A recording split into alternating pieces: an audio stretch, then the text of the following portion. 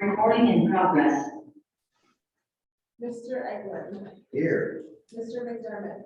Here. Mr. Friedel. Here remotely. Mr. Miles. Here. Ms. Bishop. Mr. Proctor. I'm remote, but Michael Barnes is there for my in-person responsibilities.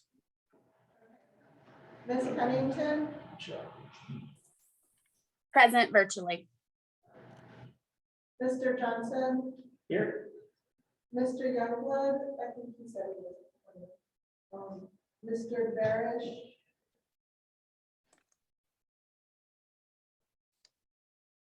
And so that's it for the committee. Excellent. Do we need to say the legal language that we normally do? We do not. Excellent. Is there anybody here from the public today? All right. So looking at the minutes, I know Douglas, you had some comments on the minutes. Two minor ones. Minor ones. Does anybody have additional comments for the minutes in addition to Douglas's comments from this morning? So then I motion to approve the minutes with the changes that Douglas has requested. Can I get a second? Second. Excellent. We're flying along. All right. So I guess we're going to meet here from now on, correct?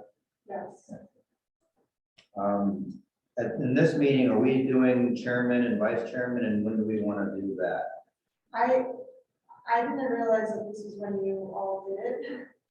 So if that is the time, we have time because Mr. Krebs was not able to come to the meeting today. So we can definitely do that today.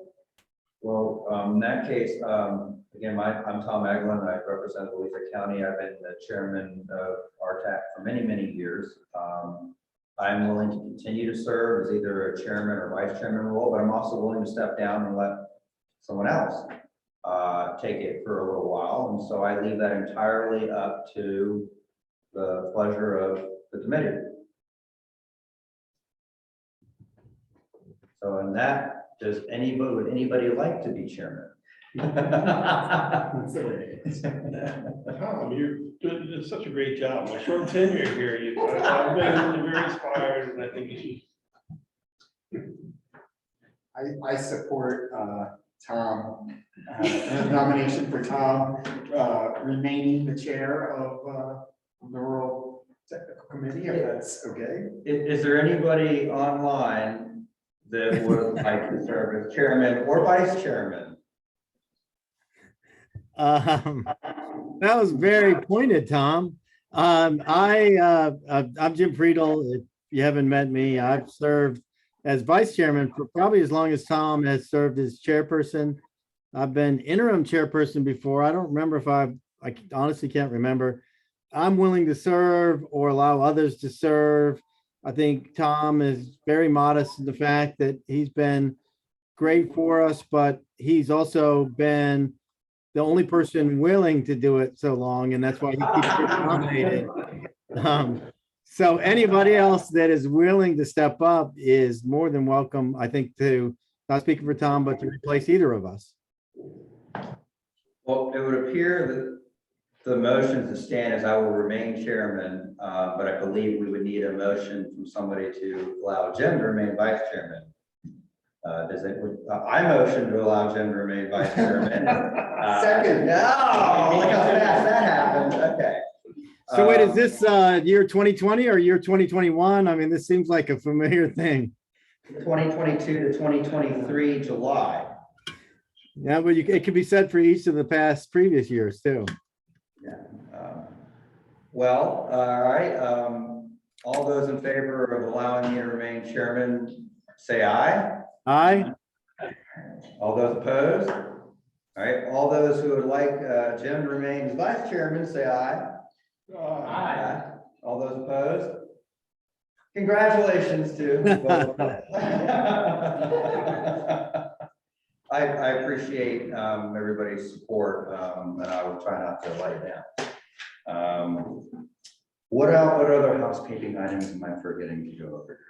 Can I interject a small one? Absolutely. We have gotten a little bit of feedback that online participants have a little bit of a difficult time hearing folks if you don't articulate and speak loud. We have made some investments. We're going to be getting some sound paneling, and we're going to install a third owl camera to pick up another microphone. But in the meantime, if you can just, when you speak, project with, you know, the teacher voice so that the people online can hear who is saying what. Thank you. Especially if you have a mask. Yes. Thank you.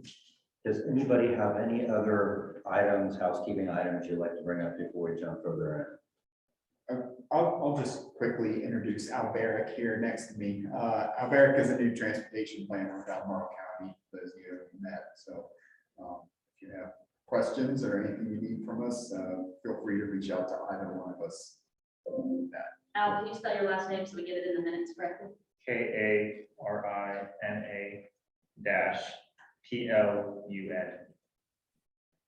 Welcome, sir. Thank you. Thank you so much. Welcome to the fun. All right, well. Let's see.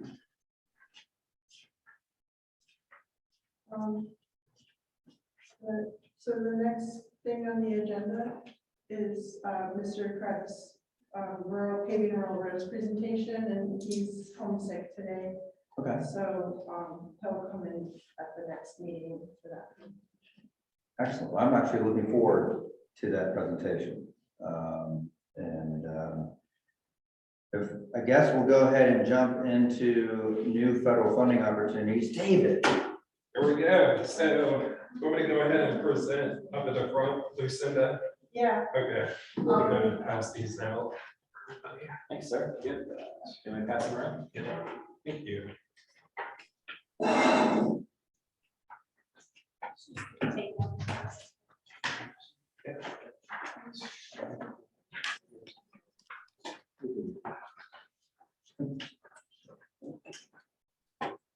I've got plenty of extras if you want to take extras back with you. Where do I get one?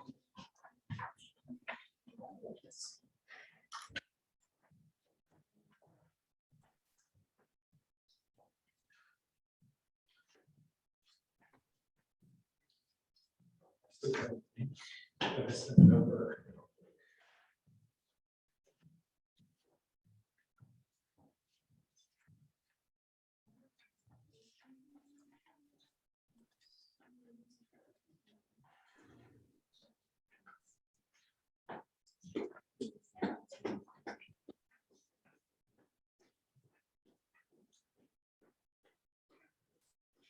So Lucinda, just send you over a link as well. Am I going to be able to open that from up front? I can open it for you. Would you like me to open it? Did you? It'll be later.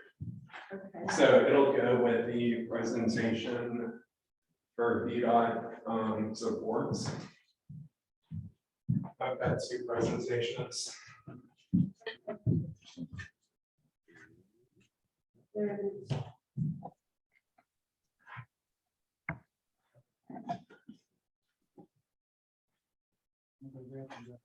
The first thing? It's going to be, you scroll down. And it's going to be below all that information.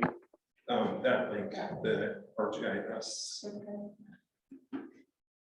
All right, well, you don't want it open now, right? I mean, you can have it open just in the background. Thank you.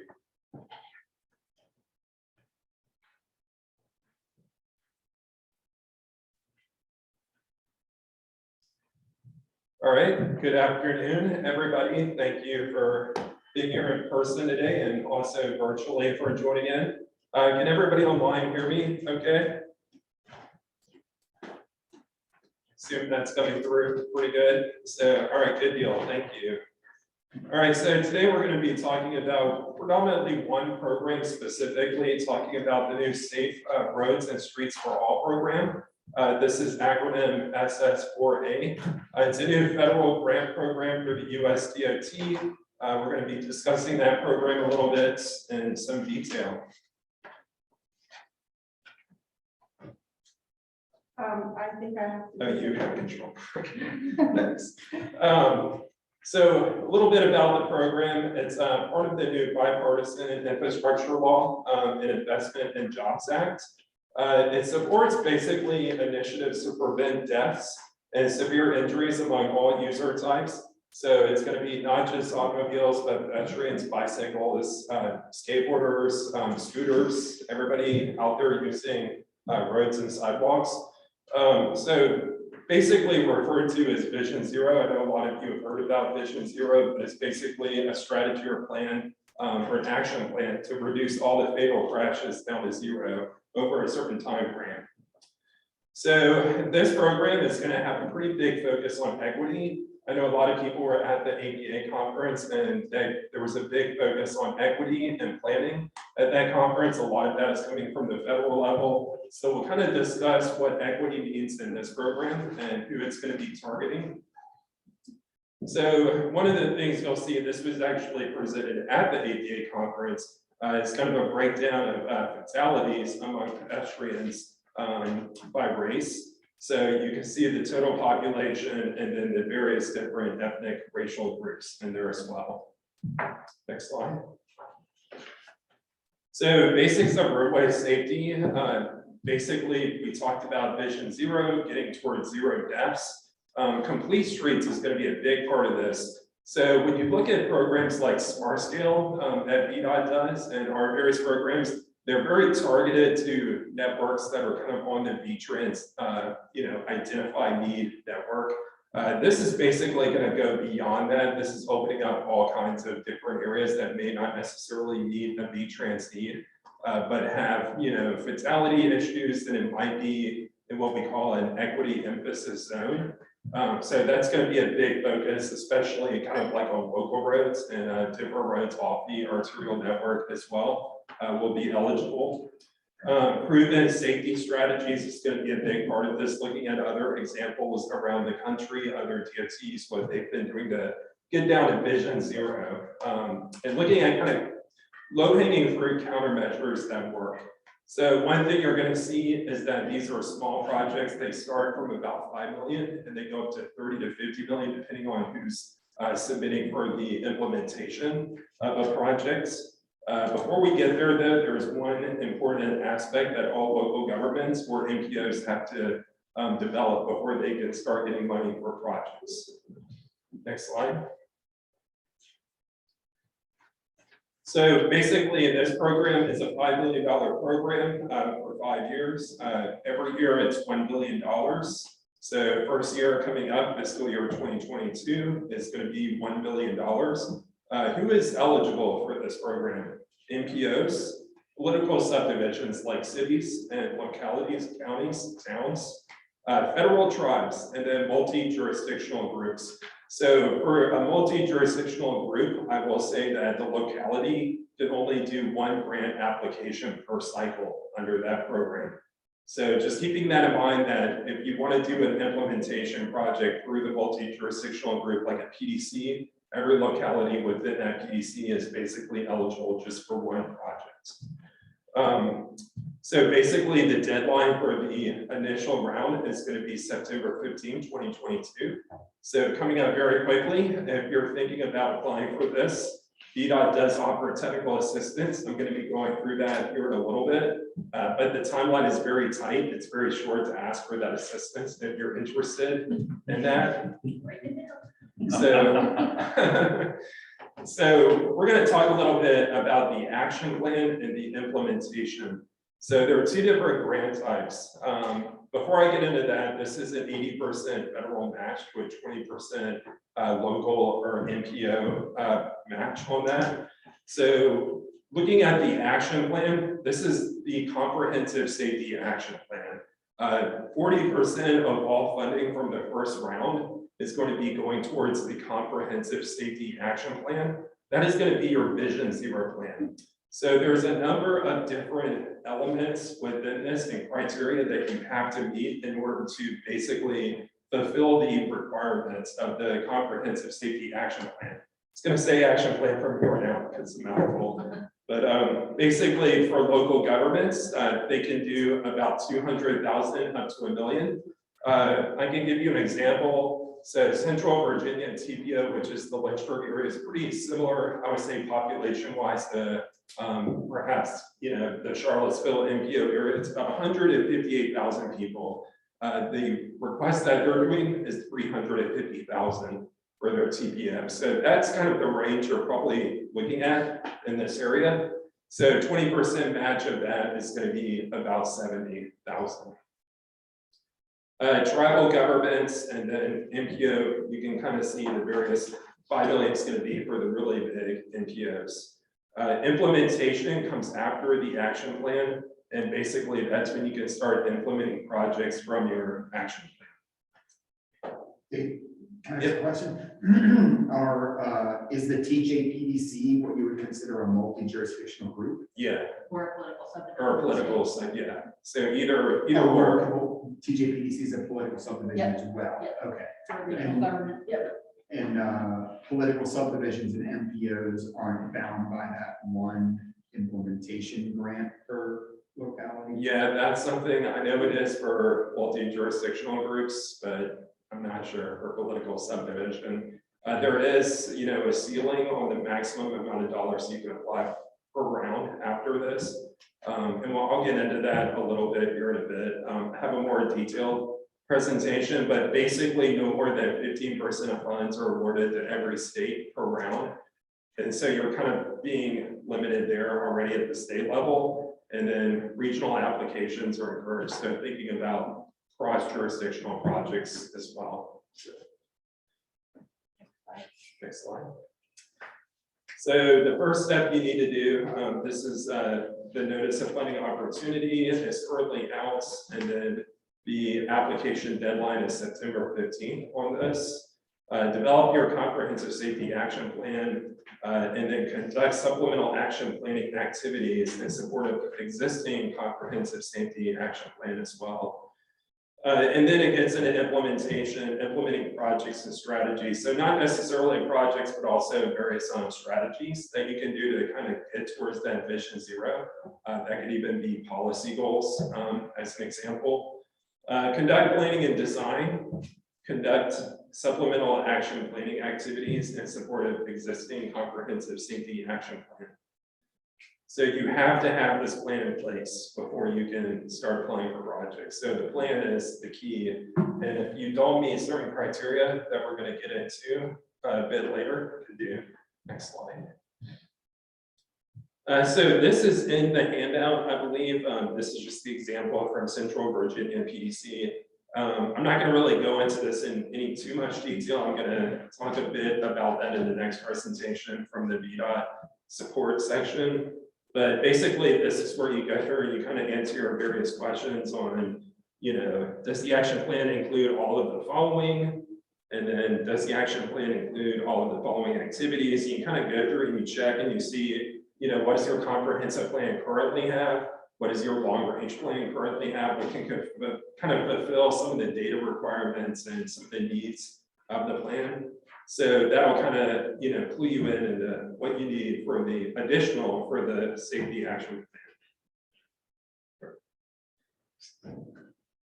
So here's an interesting thing is like speaking of equity, a lot of these other federal programs also depend on a lot of the same data that's kind of crosses over into the comprehensive safety action plan, especially from an equity perspective.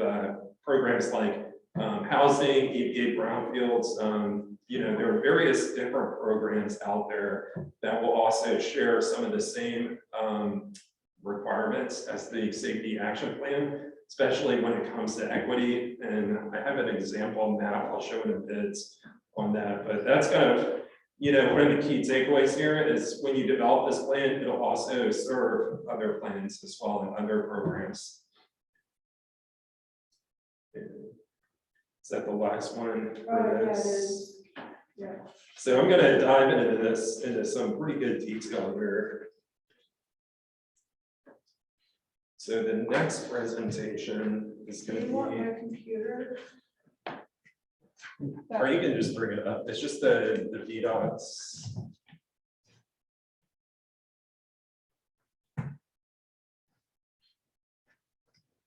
should be in the email. I sent it. Oh, that's not it. I'm gonna go into this and after that presentation. So it's the original email with all the attachments.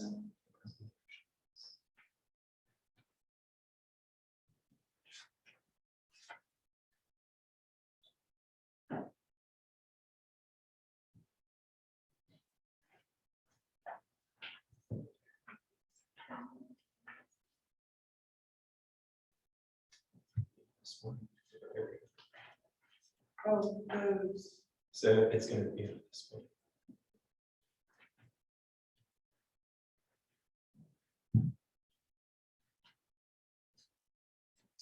So I'm going to speak a little bit about what VDOT can do for you, especially with some of the data needs and filling some of the requirements in this.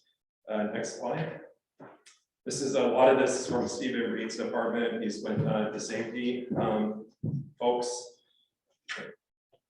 So basically the goal of the program, as mentioned before, Vision Zero, getting crashes down to zero. Severe injury crashes, high pay crashes, and fatals are going to be the focus of the program. Safety for all users, complete streets. I'm not sure how many local governments have a complete streets policy in place. So I know like Central Virginia, PDC, none of them did as well. So that's going to be one of the big requirements is, focusing on complete streets and looking at policy within your local government to kind of reduce crashes by encouraging multimodal opportunities in street design. So low cost, high cost impact countermeasures, equity, evidence-based strategy, and alignment with VDOT mission and goals. So highlights, as mentioned before, $5 billion program, 20% match. Local match cannot come from any federal sources, including federal funds coming through the state. So in-kind cost sharing is acceptable in there. So in the first round, at least 40% of reserve funds for this program are for the action plan that all the PDCs, local governments must develop ahead of time before they can do the implementation. And so maximum per state, this is actually shown in dollar values now, 150 million. This is an important feature right here, and I'm going to go ahead and bring this map up. But 40% of all the funds have to go towards basically, if you want to click on the link, Lucinda, low income, underserved communities. So basically areas that have traditionally been underserved in any kind of infrastructure funding historically. There's a pretty good bit of information about what that means. And then further down in the presentation, there's another link as well that kind of brings up a map of where those areas are.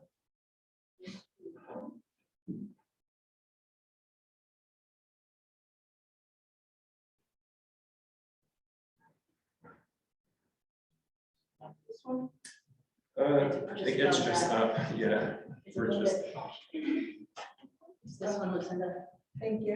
yep. This is the same one we used. This was at Ray's also, when you made an application in Ray's grant, and they have the exact same requirements to serve these communities and have a map. I know there's a couple in Charlottesville and Albemarle. What's that? Let's Yes. show when he pulls it up. Yeah, It was possibly. interesting. I didn't look at Louisa, but I remember looking areas around the university. Yeah, there's if you want to zoom in on Charlottesville, you're getting there. Sorry. That's quite sensitive. Yeah.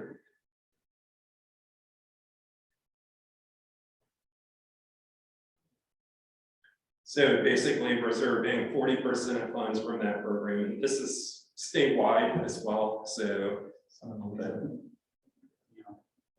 there's one area just south of the university. I noticed when I brought it up this morning, right there. Yeah. It's actually the steep side, the north side of the railroad. It's cheap students. Again, I'll Yeah. Is there another Well, one? so and then if you, this is This is the historically disadvantaged communities. Correct. And then there's another one. The other persistent Yeah. areas of persistent poverty. Yeah, in Yeah. our region, there's 2 census tracts that meet this disadvantage census. The one in South, the Charlottesville one that you have pulled up, and one in Louisa County. Christie, we didn't have it in southern Remo, West Walk, okay.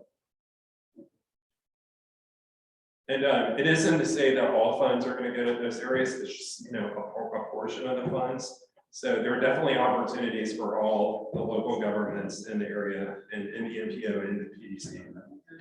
And if you want to jump back to the presentation, thank you.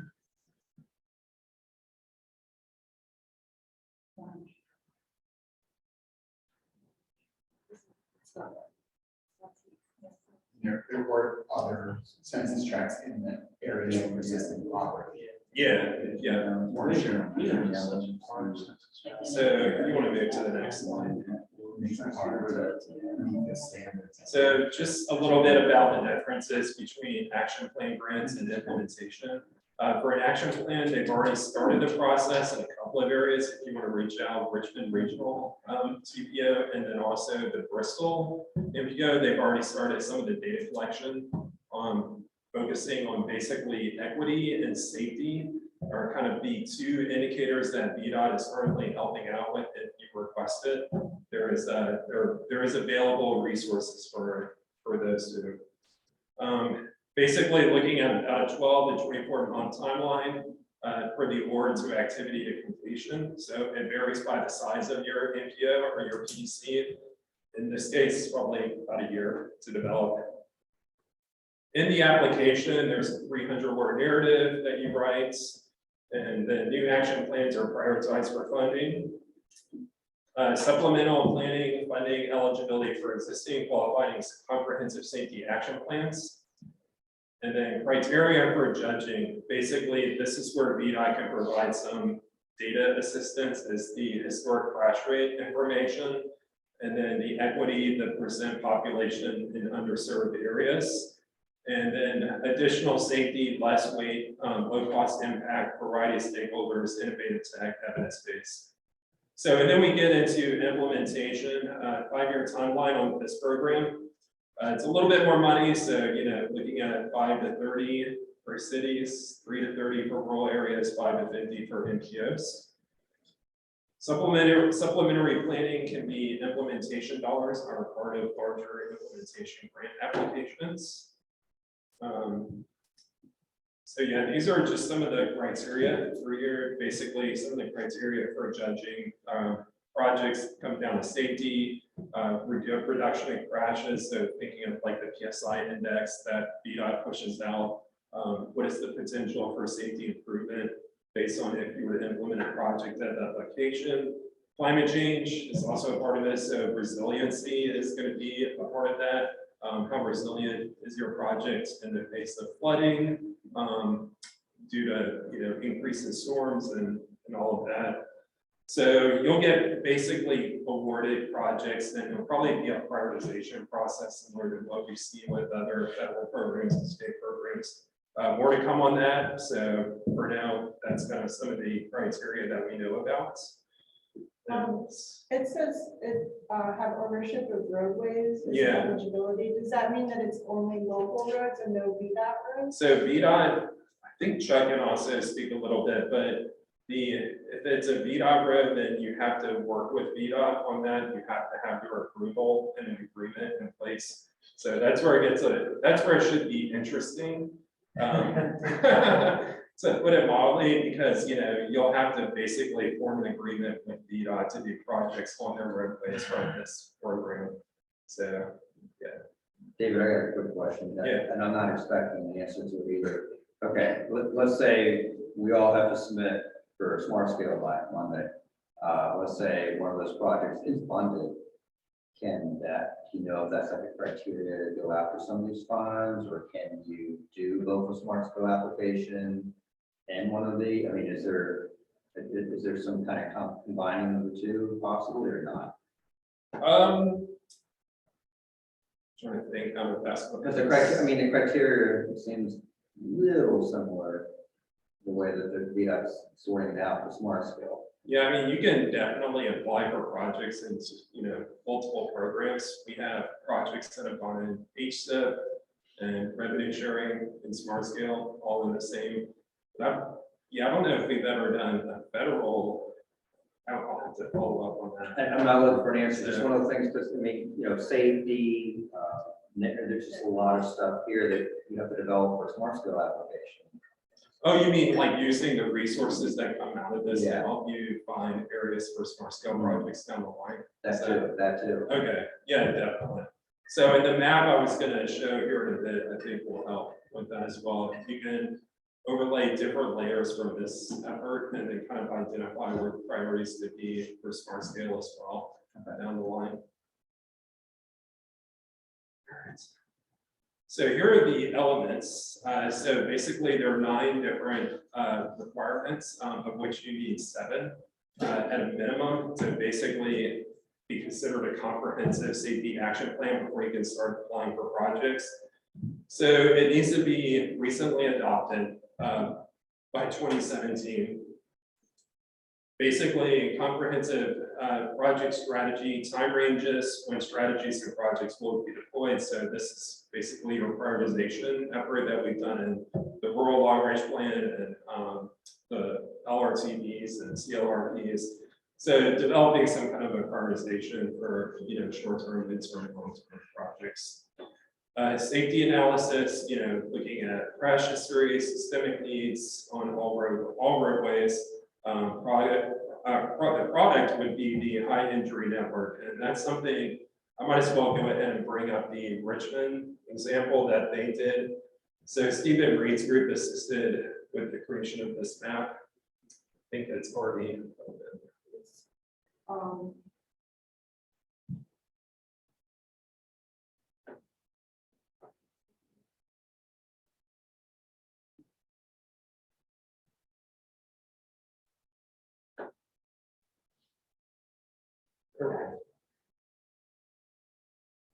So yeah, it's a little busy at first. In the top right, you have your various layers, and you want to click on the top right there to line 3 lines are there.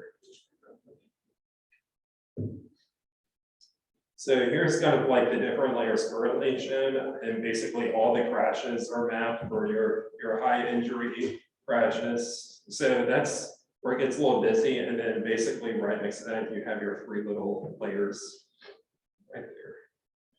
We can go ahead and turn off the crashes. So if you want to turn off the top one, or just hit the check. Thanks. So, and then we can go back to layers, and that'll kind of bring up your high injury network. I think that's the one shown in yellow or blue. The layer? Yeah, the one with the 3 lines, or the table of contents, the legend. So here's your high injury network. It's shown in the dark line right there, and there are features affiliated with all of those connections and all of that whole network as well that relate back to your high severe injury fatal crash network. And then just below that, they have the pedestrian safety analysis, looking at your top 3% corridors, basically at different levels in the region, in your jurisdiction. So it's kind of broken down to a very fine, detailed look.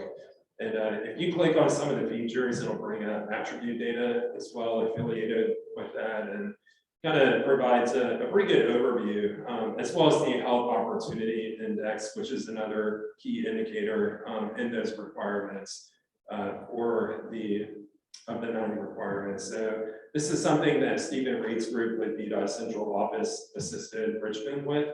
So this basically fulfills 2 of the needs that were identified of the 7 that you needed. And I'll share this map with everybody. So if you want to go back to the presentation. So some of the other things, these are the 4 to 6 are needed out of these. So you can kind of take a look at timeline for 0 deaths and injuries, oversight body. public engagement, incorporation of engagement into the action plan, equity, identifying underserved communities, and that's the other part of where VDOT can help out a little bit. Assessment of policy, identify any gaps and propose policy changes and progress tracking. So if you're the 7 are met, the jurisdiction must apply, or they can apply, but they must apply if they want to receive implementation grants. And then if 7 are met, so you can check your plans and see if you have 7 of these. If not, then you would need to go through the process of developing an action plan. Next slide. So yeah, this is the workbook again. Provided that for everybody, you can kind of flip through that and check out the Safe Streets for All website, and it kind of provides more information on there as well. So if you're looking for assistance from the Stephen Reed's group, I think this week you need to ask. So if that's something you're thinking about going down the line and applying for a safety action plan, now granted, if you miss it this year, then there's always next year as well.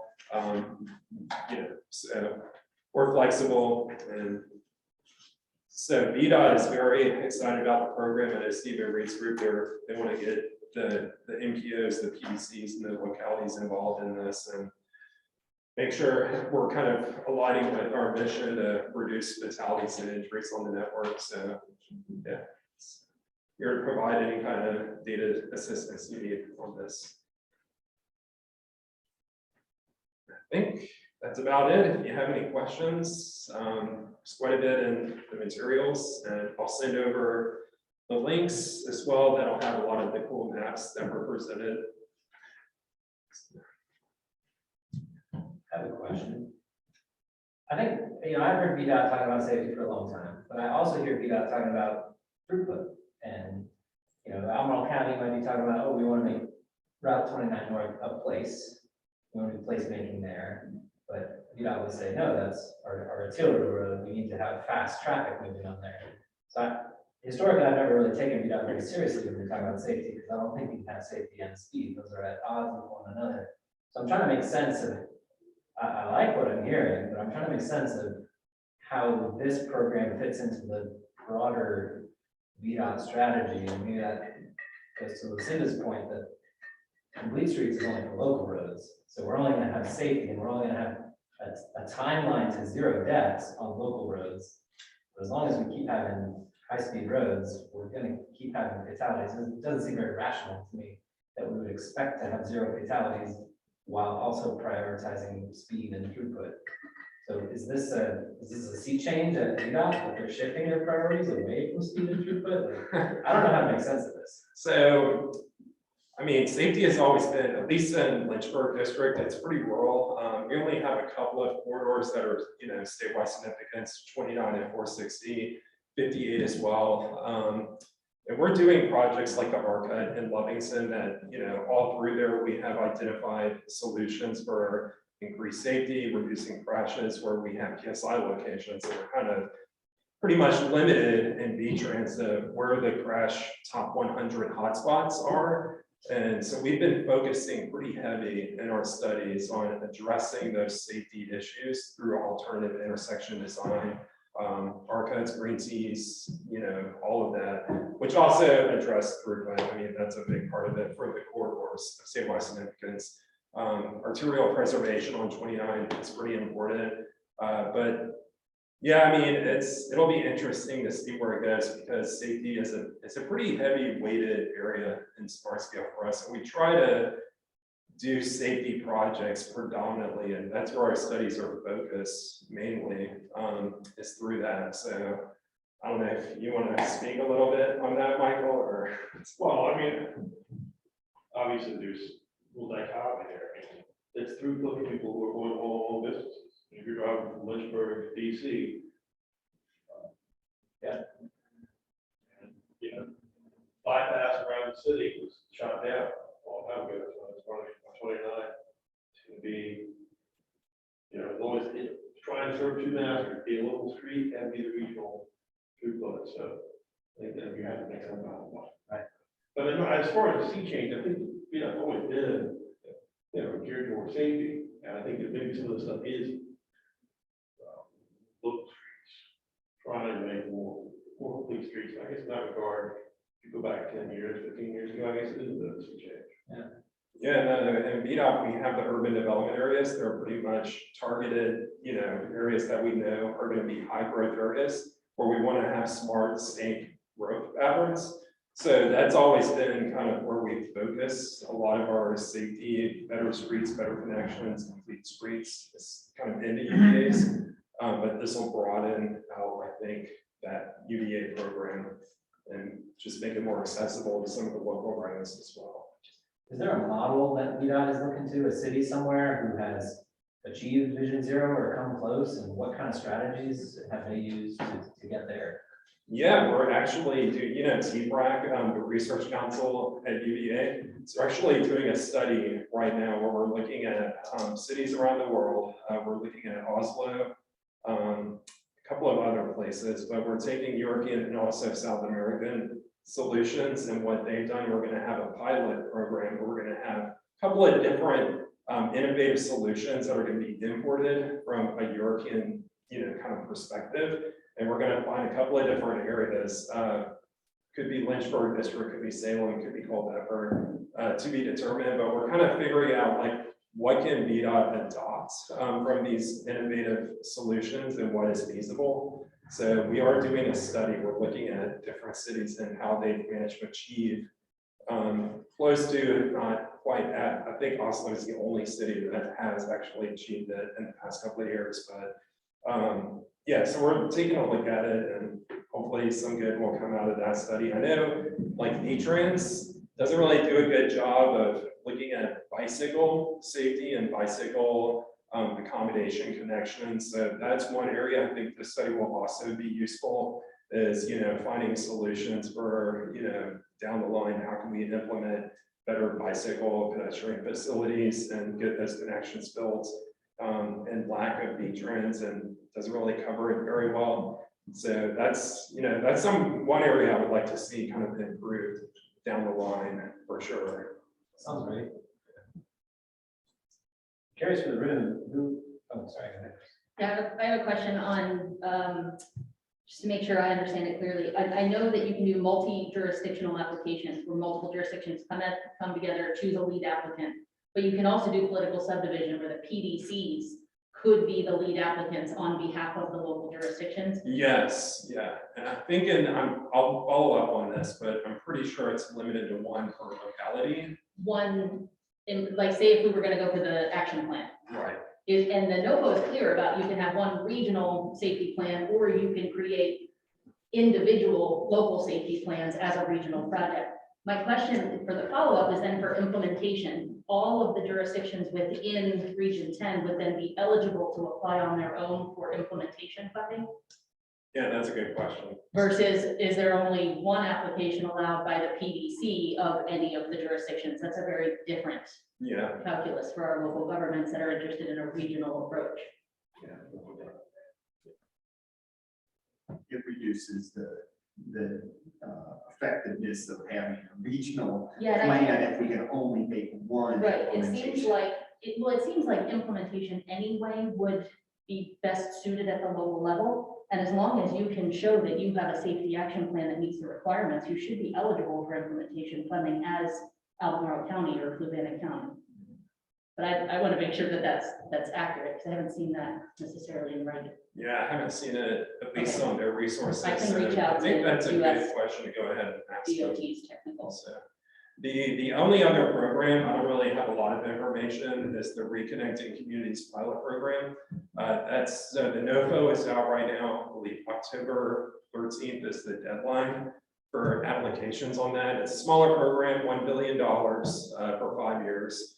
So the funding ceiling on that is it's a lot lower than this program, but it's still out there. It's basically looking at reconnecting communities that were kind of split by the arterial network, or you know, you had a low-income underserved community that was years ago split by an arterial highway, and you want to look at building a better connection between those neighborhoods. That's where that program is focused. So, I'm curious to ask my rural colleagues here, what does the appetite for complete streets look like in each of your communities? Do you already have some places in mind where you would want to put this kind of development? I think when I go back, I'm probably reach out to the towns and ask them, because the towns for Louisa really have the pedestrian sidewalk infrastructure. Whereas once you leave the towns, we've talked about this before, and I'm sure Fluvanna has similar thing going on, is there really is no sidewalk infrastructure unless you have a smart scale project, such as the realignment of School Bus Road. And I have bike lanes for about, several hundred yards and stop. And so between town and Louisa and Mineral, I have some bike lanes, but they're very short periods. So it probably, the answer to your question is that I have to talk to a few different jurisdictions and elected officials and see whether they're, and that's why I really like Christine's question. I like that question a lot. Is can we get an overarching plan that everybody can use? And perhaps you need multiple governments to work together to get something. That was my non-answer. And we held a meeting yesterday to gauge interest with our local governments on Sixth Streets for all specifically. And so far we've heard from 4 of 6 that they're interested. We're still need to reach out to the other 2 to contact them. But it's likely that we're going to be putting in an application. It's just going to be the scramble in the next 6.5 to 7 weeks to get it done. So I heard you loud and clear about the Stephen Reed. yeah, I think on Friday. Yeah, by yeah. then. I'll touch base with you after this if you don't mind. Who was the 4 locations? Albemarle, Charlottesville, Fluvanna, and Louisa, and all of those are of the staff that were in that group, but they're all now having conversations with their colleagues to ensure that this is a priority for them. I think our local governments, what I heard was there was much more support in going in together because of capacity and being able to do this individually. And so as a PDC, I think we can serve that role in at least getting the application through and working with our local governments to scope what is going to be most useful to each individual jurisdiction, whether that's a regional safety plan or if that's individual safety plans for each local government that they can use either for implementation funding or for other uses, and then perhaps a regional chapter tying them all together, that it is a regional project, if you will. But it's going to be, I mean, we talked about it yesterday, it's going to be a really mad dash to get everything that we need. It's not a terribly cumbersome application process from what I can understand, 300 word narrative. It's the cost predictions that I want to make sure we have right, because if we're going to put in an application, I want to make sure we've scoped enough funding to not only create the plan, but to meet the reporting requirements that come 1 year, 3 years later in tracking projects that are funded that came out of that safety plan. So I liked your, what do you call that? When you give somebody like a baseline target that you said the other TPO was about 350, and that's just for their MPO area, or their TPO area. So if we were to do a whole regional project, that just helps me anchor a little bit. So thank you. So Christine, if I can kind of touch it, because in Fluvanna, I just came up, I'm sorry I missed the meeting yesterday. No worries. If I can just disclose everyone, we're in court and we actually won a case against a developer. So I apologize when I told you about the conference. So we finished that yesterday. But the question I have is, and we might know this answer. So like, Tom talked about towns in Louisa. Well, we have this town called Lake Monticello that's 12,000 people. And it's not, I don't believe it meets any of these requirements. Not like a, that designation, because they're technically like some kind of condominium group, and their bylaws over there. And the reason I bring that up is because we've worked off and on and kind of helping Michael and Charles, Chuck on the line too. We're building more and more of a relationship with the lake where the gates actually touch the VDOT right away and kind of match over and just different, basically in essence, all of our development right now is outside the gates. And so it's like this thing that's going on that we get less funding, so to speak. But at the same time, they do a very good job of maintaining their own roads. I'm quite amazed. My wife and I actually live just inside the lake, but so I guess the other question, and kind of listening to David's presentation. So by broadening the UDAs and our also community planning areas, is this like John Michael explained when he was in yesterday? Is this kind of help start tying together or having roads that connect an UDA to a CPA, or just hit hot spots? Like, for instance, we have areas that are not not eligible for smart scale, all those kind of things. Does this kind of help us start bridging some projects that are like 5 million, 5 to 7 million? And we just start building up the money, or I'm sorry I missed it yesterday. I'm going over.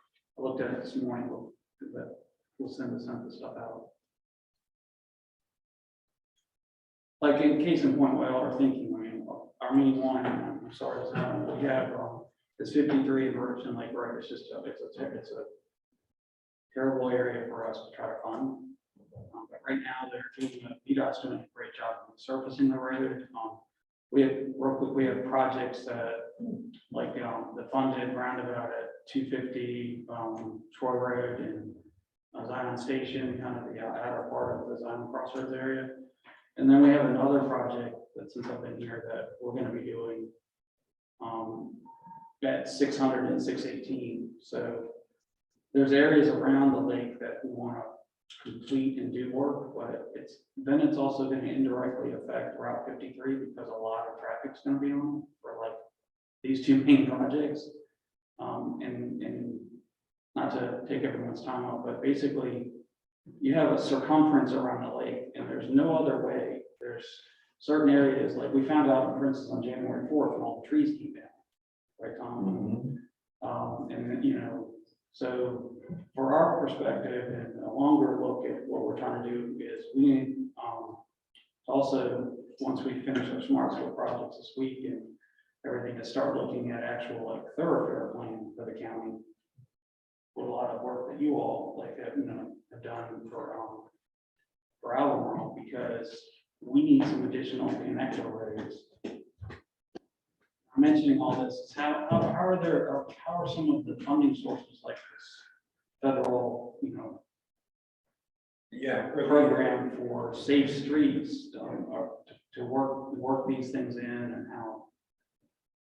I mean, there's going to be more than likely, a prioritization process for this, and you're going to be competing statewide for safety agreements and all that. So it'll be similar to smart scale in that regard, not even more competitive. For sure, federal funds are usually a little bit more competitive even. So it's going to be hard, I would say, if you don't really have, any high crash locations existing out there, or an underserved community, or meeting some of the criteria there. So like a couple of different areas we're looking at establishing urban development areas like Livingston and Farmville. So, I mean, that's kind of like the only other avenue that I can think of that's, getting a UDA established. Yeah.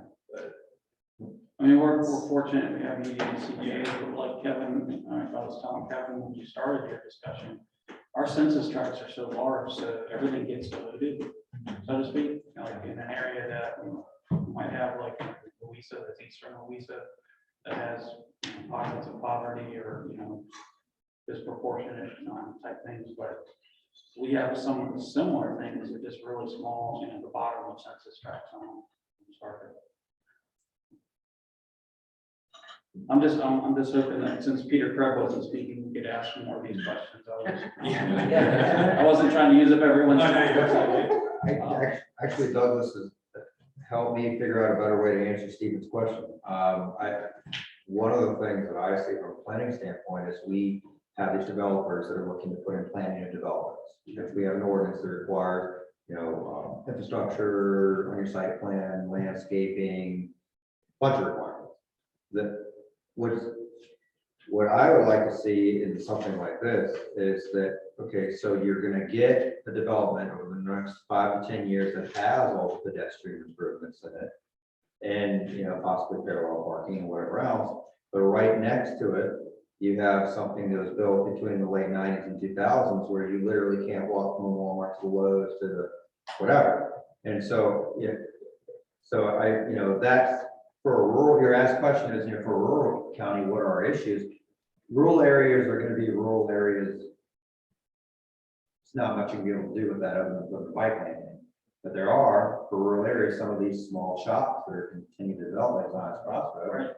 And the other side in Fluvanna, where how do you connect the old commercial and residential to the new? You can literally, sidewalk literally ends, and that's it. And so I wanted to kind of follow up, because you asked a good question, is what are our concerns? That's one of mine.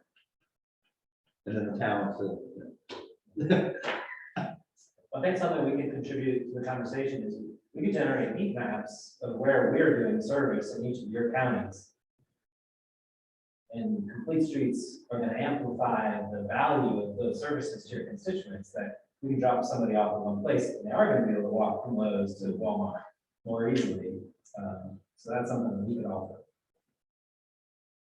I think transportation has always been and always will be multiple solution based. And Put that on our website. yeah, no, from what I understand, and forgive me, I haven't spent as much time in the implementation part because we don't have an eligible action plan. So that to me is our first step. But from what I understand, they're really looking at low cost, high impact safety, not necessarily new road networks. Right, so it's looking for the rumble strips and the, you know, the flashing lights and the, I'm not gonna use all the right terminology, but you know what I mean, in identifying where are crashes occurring, where are there fatalities and serious injuries at those crashes, and what types of interventions can this grant fund in order to provide another funding source that doesn't already exist, that is, we're not competitive for, say, for smart scale. I have an idea. I would like to see next year the projects that got funding. I like we'll have a meeting, and we'll discuss, these are the projects, they did traffic calming in this manner, or they connected a sidewalk here, or whatever it is. So that way, if we do sort out whether we're doing a regional safety study or not, do we go, okay, well, these are the things that have won the first round. What can we talk to with our elected and appointed officials to figure out what they want to do? I mean, yeah, it'll be interesting because in the first round, you have to have that safety action plan. But I guess some communities and localities already have that in place, and they're going to be doing projects out of that. Just like with the Tiger program, when those grants went out, you could kind of do an analysis, see if you didn't get the funding, what can you do to improve by looking at other applications, what they had that you didn't. Because if the goal is zero, there's going to be another one of these, I think. We're going to have some form of program like this will continue on. Oh, yeah. I mean, 5 million. Zero factors. Well, it already says there's 1 billion per year for the next 5 years. Yeah. And the period of performance in each year is up to 5 years. So that extends it a little bit. That also is what concerns me. Yeah, I mean, Interesting. it's, Because if it's gonna take, you know, the timeline on this was one that I was a little bit concerned. Because you apply in September, you may not hear for 6 months. 6 months with the federal government, and then they have up to 12 months to get under contract. And then they recommend 12 to 24 month period of performance. I would think that we would want to scope this so it's something that can be completed in a year, so that we're then eligible for the implementation funding for more than one round. I mean, just like, you know, per year, it's 150 million max per state. I mean, we have roundabouts that are going for 15 to 18 million right now, this from smart scale.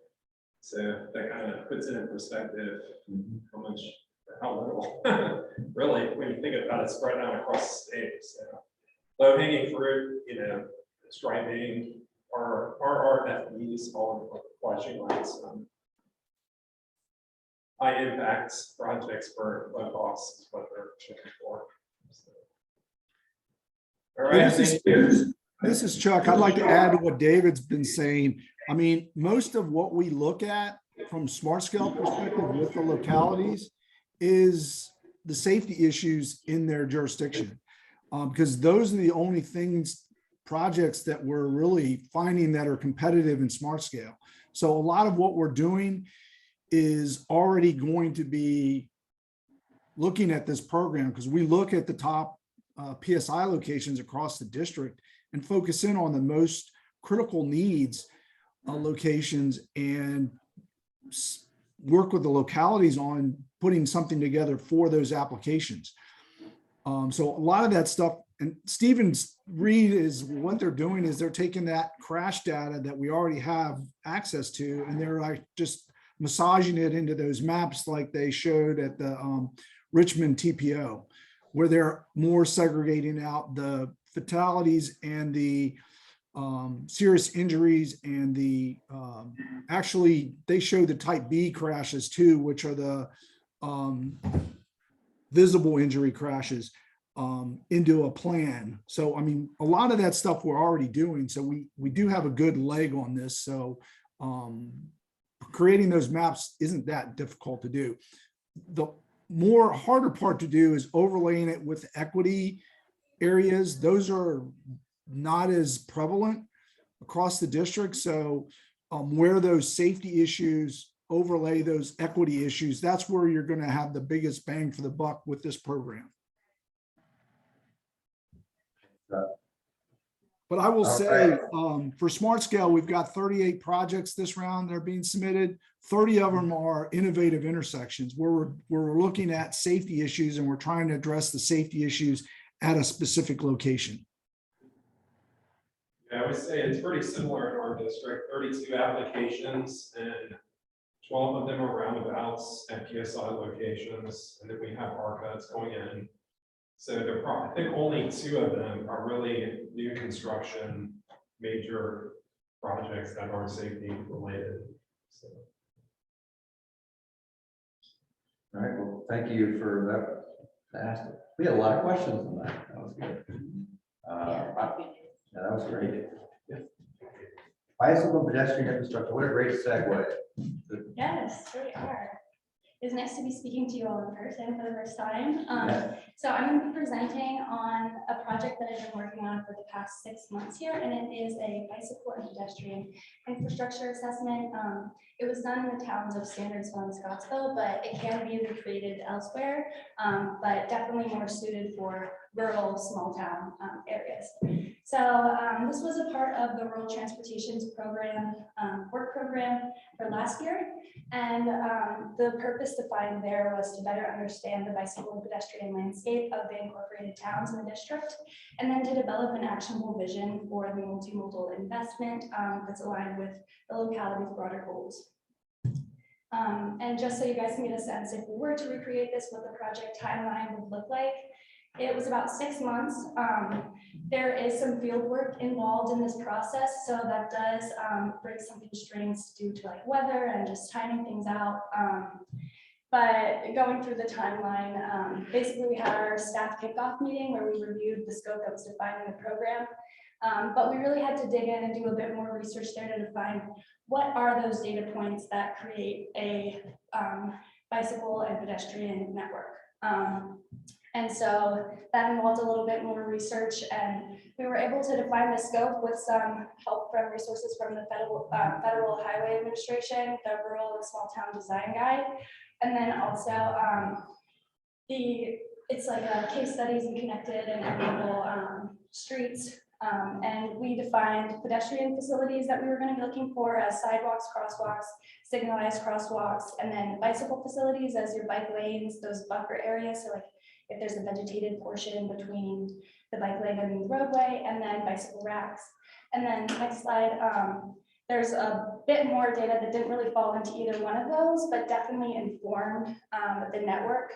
And so we included their public destinations, a shared use path that can be used for both pedestrians and bicyclists, advisory shoulders. So when there's enough sign on the side of the roadway for multimodal usage, traffic signals, any maintenance needs that we came across while we were out in the field, and then obstructions along those lines. And then your speed limit and then your functional class really does define what recommendations are most suited to a specific location. So we also gather data from VDOT on the speed limit of the major roadways within those town limits, and then the volume and what that average daily traffic load was. And from that rural small town decide guide, it said that these were the 5 principles that really like defined an exemplary multimodal network, which is obviously what we're going for in TJPDC. So it's going to be cohesive, it's going to be direct, it's going to be accessible for all, it's safe and secure, and it's comfortable when you're using it. Next slide. And then with those benefits, there's going to be there's a lot of challenges as well, especially in the rural and small town locations. So like we were speaking of, when you're not in the city, there's less roadways. So there's less options for where you can put that pedestrian network. There's limited public land access, so right of way. Sometimes there's terrain constraints. Main Streets is a highway, which is what we see in both Sandersville and Scottsville. Not exactly a highway, but a major roadway. And then those maintenance needs due to climate. And then when you're in rural areas, when you have to have space for those larger equipment and vehicles, and then a lack of funding and safety.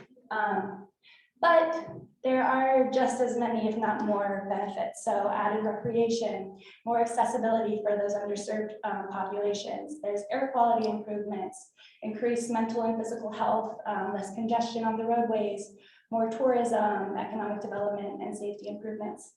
And then another aspect of my job here at the TJPDC, aside from transportation planning, is environmental. So I had to bring in a little bit of the green infrastructure, but as defined in Sandersville and Scottsville's comprehensive plans, they both reference the concept of emerald necklace, which was defined by one of the original planners in America, Olmsted, where he envisioned a corridor of vegetated corridor paths that connect streams, ponds, parks, historic places, and other points of interest.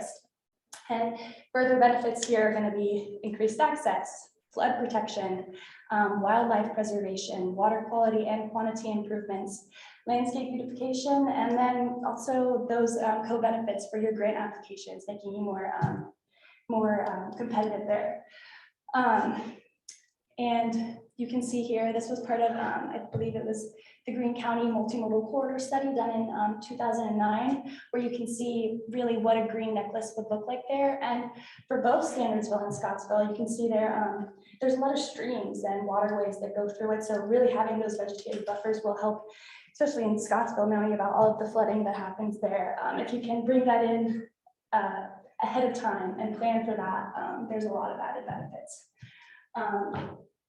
And so once we had defined what our data points are going to be for how we're collecting it and what really makes that exemplary multimodal, that's such a hard word, multimodal network, we wanted to find a little bit more about what are the specific situations happening in Scottsville and Sandersville. So generally in America, small towns and rural areas are typically just not designed for multimodal usage off the gate, but 81% of the land area and 19% of the US population does reside in these rural areas. And typically in rural areas, active transportation is just as common in those folks. And we've seen over the past few years in both Scottsville and Sandersville, there's been a lot of efforts done to help increase that multimodal network, including the Jefferson Area Bike and Pedestrian Plan. There were specific recommendations that came out of that for both Sandersville and Scottsville, but the focus of that was more to create a regional bicycle and pedestrian network. So this kind of serves as an addendum to that with more specified recommendations for those areas. And then the comprehensive plans both reference increasing the multimodal network. There's a huge downtown revitalization project happening. In Scottsville, they're hoping to redevelop the highest entire plan and then connect that to the downtown network, and then other shared use paths and trails. So after we did all of our background research, we were ready to head into the field. And these are two of the maps that were developed as part of that process. So as you can see, not all of the data points that we had scoped out are included in this, and that was just because they didn't exist. in those towns, but in both, you can see some similarity that the sidewalk network is really like condensed on that Main Street or Valley Street area, and then spiders out from there. And then those purple locations are going to be like local points of interest. And some things that really make Standardsville and Scottsville unique and their multimodal network is that Standardsville has the draw of being a gateway to Shenandoah's National Park, and then also having Greene County's educational and governmental services there. And then Scottsville has the really nice downtown area, the James River, and it's just, yeah, it's just a great downtown area. So those were kind of those points of interest where we're like, we want to connect the bicycle and pedestrian network to those. Go to the next slide.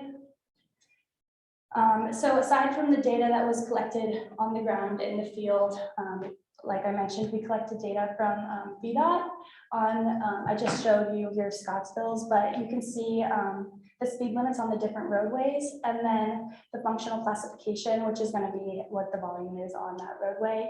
And based on those two data points, I believe it's on the next slide, there's specific recommendations on whether you can have a paved shoulder there that would be that would work for pedestrians and bicyclists, or if a shared roadway is something that's feasible if it's a local road. And so that also helped to inform the recommendations that we made. And I just realized that I printed this out for everybody to take a look at. So here, if you want to check it out. But from all of this, there were some general recommendations that we made that suited both towns. And those are in the report and also listed here. But then there were some more specific recommendations that were made for each town. But the general recommendations really include incorporating them into your comprehensive planning efforts, working with your parcel and landowners to identify opportunities for connectivity and conservation easements before you're applying for these grants, and then planning for the right-of-way acquisition, connecting your existing points of interest, and then connecting local efforts to region-wide efforts, such as James River Natural Heritage Trail. And then as new developments enter the area, to plan ahead for the inclusion into the multimodal network, and then green streets and green infrastructure. Next slide, you can see is the recommendations that came from Scottsville. So the way that it's laid out is you have the roadway that it's for, and then the segment. So it's on Valley Street from Jefferson to where it meets the James River. And then we have the improvement that we're hoping for there to install bike lanes. And for some, I included an explanation as to why, but for the ones that don't have it, you can assume that it is to create cohesion, directness, or accessibility or increased safety. And the goal here is really just to have that direct connected network. Feel free to take a closer look in there. You can go to the next ones. And then moving forward, if we were to do this again, some things that came to mind that just didn't fit into the scope of this project. You could do a bit more of an in-depth study on accessibility and the ADA requirements, like curb cuts as you're getting up onto a sidewalk, or those up to the current infrastructure requirements. And then collect data on green infrastructure if there are any vegetated strips or things along those lines, on the signage that exists in those areas and benches.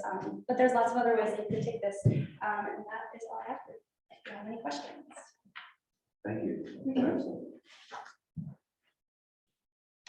Can you show the map of Scottsville again? I'm kind of curious. I know we had there was a TAP grant the town had trying to connect Main Street over the library. Right. But you know, they have a lot more issue. Yeah, Some of the map was like. Yeah, some of the big recommendations that came out for Scottsville is that there is a very dense pedestrian network that's right by downtown, but then they have the Food Lion Shopping Center and then the Dollar General that's sort of up on the northern end of the town that's not connected to the network. And so part of the recommendations there are to bring that loop in. Is And it, so this map that's right here, is that kind of, was that, just take a lot of time, to pass along, but is that what's sort of existing today, or is it sort of recommended? this is what's existing today. Oh, so you do, it's not really a corresponding map? No. This is the result of the data table- collection. Table was the future. Right. Okay. Mhm. My suspicion is that the biggest impediment to creating a more robust network would be the right of way. And I'm curious if anybody knows more about this than I do. I think that's also a struggle with the Fluvanna Trail. Getting that completed is right of way. Does anybody know more about that? That could maybe connect some dots for me? Isn't that why the Capitol Trail, I think it's owned by VDOT? Oh, yeah, that kind of. That should help out, or it's easier to get right away for David and that. Yeah, I mean, that's a parallel facility on VDOT right away, so that was easier to work with, but we have like this new trail that they're trying to do in Amherst, but they can't get the property owners to donate a part of their land or sell a part of their land for this rail connection. So that's been an ongoing issue for 3 rounds of TAC now, where they can't get all of their items in line to get funding. So just with this one property owner not willing to give me leeway on that, so it's a big hurdle for sure. It's not just right away. I know I've worked with planning down in Scottsville and like to try and connect the Dollar General and Food Lion. There's other constraints. I mean, that roadway has, a lot of slopes that go right down to the roadway, and then the roadway's too narrow existing to be able to add anything to.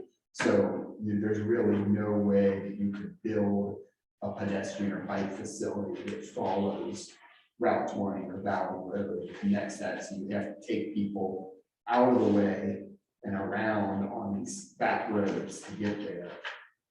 So that was one of the difficult things about that constraint.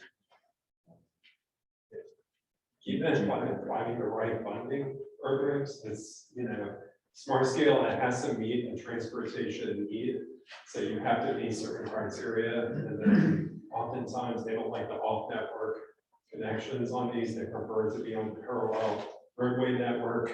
And so then you have to meet a lot of economic development points and all that. So makes it a little bit harder for funding projects like this. And I've presented on like placemaking and asset-based economic development, looking at a deeper, more inclusive look at kind of like the benefit, the economic benefit of these projects, and shifting away from site plans. Always having that in there, but also considering things like placemaking and the indirect economic benefits of projects like that.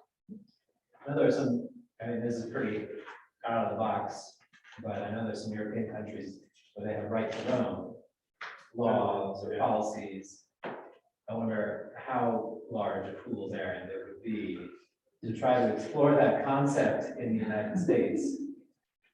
If even on a small basis, could you get a small collection of property owners to agree to a right to roam policy and see what that does? Does that have any impact on people's transportation opportunities or economic impact on that? I'm assuming Scottsville is adopting this as part of the comprehensive plan or the transportation section of the comprehensive plan. This will be submitted to them after this presentation. Hopefully, that's the recommendation that's going to be included as that. So to kind of answer Stephen's question a little bit, really from a planning standpoint, my opinion, my personal opinion is that if you put in the comprehensive plan, the developer comes, you can say, look, I have this in the plan, I can't make you do it, but we'd like to see this. That's really the mechanism at this point. I mean, every state's a little bit different on how they look at comprehensive planning. Florida's very different. That's a topic for another time. But that's my answer to that, is putting in your comprehensive plan is a great first step to saying, you're looking for zoning or whatever, we would like to connect these trails together. Would you be a willing partner to help us do that? And the reason I bring that up is when we were at the APA conference last week, I did the Pulse tour of the bus, and we went to Rockets Landing and talked to the developer who has the Capitol Trail running through. And he had even though the developers were in board, the developer talked about how they had some concerns from the residents about the trail going through. That, you know, it turned out to be a great thing, it's a valuable asset, but it's all a matter of where it is and what's going on, right? So I definitely, I think you asked a question about right of way. I think when we started, obviously, if you can find places to, we have right of way, and that's probably a good criteria for start taking trails that you might want to build. Scottsville, interestingly enough, they had the right of way for the sidewalk they're trying to build. It was part of that problem was, the preliminary sort of engineering for the application wasn't probably as strong as it could have been. And so what they were asking for, the money to build that sidewalk was too little. So it's a combination of, work, advance the application, but maybe you advance that, you're talking about right away units for Van Trail or RTAC board. Yeah, I mean, it's where you have your right away, it's a place to think about trails. Yeah, because right before, literally our last meeting when COVID started in March of 2020, correct? We met, I'm gonna say met individually with Jennifer Wampler from DCR on the James River National Heritage Trail, Heritage Trail, messing it up. But I think that Matt Lawless in Scottsville met with her, he met with county administrator, parks director. Basically across the southern part of Fluvanna and Scottsville, we were working on like I said, it's a couple of years ago, some from memory, but we were working on a James River river designation from basically Scottsville to Columbia, and then we also worked with our kind of building the bridge work to be able to then have the Fluvanna River coming to Columbia and James River and all that and connecting everything. So the reason I mentioned that is I think it was helpful. She was doing a lot of that kind of outreach, and maybe she can come back around to us in another aspect from Scottsville.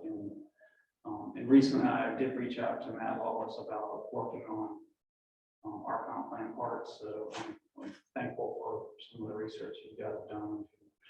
Try to use building. Matt and I can work on that with the community. So thank you. I'd like to see an update on that too. I remember that meeting. That was interesting. Because we're now, I'm not trying not to get on, it's pedestrian related, hopefully, but I mean, and access related. But I think Sandy and the folks here have finished the urban Ravenna, Woolen Mills kind of area, and now coming into, you remember you guys had an initial meeting with us, because that came out of our spring open house things that the community and residents really want more access to the river and the points that we have. I call them the DGIF access points. I forgot the new Department of Wildlife and whatever.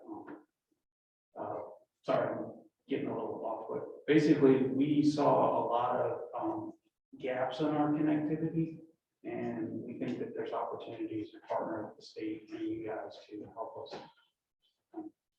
pull those together. Absolutely. So our parks director is doing a great job on some of the things on Tully Road right now, so that we can build the base up. I know that for the Ravenna, we had talked about like public access to the water, but do you Right. more so mean public access to trails alongside Yes. both? Yeah, so there's people that, are, they're learning how to canoe and kayak through the programs in Parks and Rec on the lake, like Monticello, and then they want to get out on the next year, they want to get out on the Ravenna and do the intermediate, and then some, others. So there's this kind of, and I think through the pandemic and coming out, there's been all that interest to do the outdoor activities that they know they can do, but then now we're also coming back into, Albemarle and Fort Union and doing what they're too. So, and pedestrian related to, with VDOT. Thank you very much. Yeah, you're welcome. Thank you. Feel free to reach out with any other questions you guys have. Thank you for your time. I'll go ahead and start off our roundtable. Lots of things going on, just like everybody else.